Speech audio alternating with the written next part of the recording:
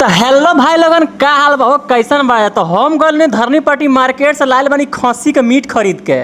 ए भैया तनिक वीडियो हमार देख लेता है, लेकिन तनिक फॉलो लाइक नहीं कर तनिक हमारे एकदम उम्मीद तुरंत लगा हो। मसाला पीस के फोरन काट के मीट धो के प्याज काट के नून हल्दी डाल के गैसे पर तसली धो दलनी गरम होके खाती। तो असली गरम हो गलो से ओकरे बाद हम तेल डाल लगने ओहू गरम होके खाती। तेल गरम हो गलो से ओकरे बाद हम फोरन डाल दनी लगनी करछुल से चलावे। कुछ समय के बाद से फोरन और जर के रेडी हो गलो से ओकरे बाद से प्याज और मीट के एकदम मिक्स कर रही ओकरे बाद लगनी हम तसली में डारे।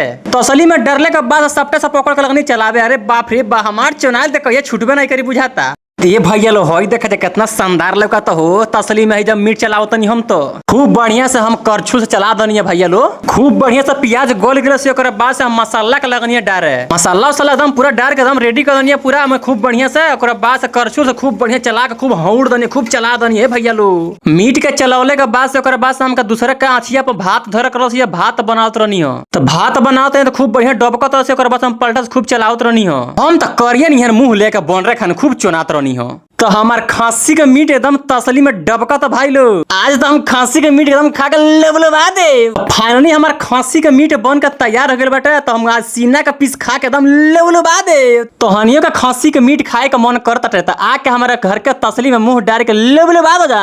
तो भाई लो मिल तनी तनी नया कोनो ब्लॉग में, तब तक के लिए बाय बाय।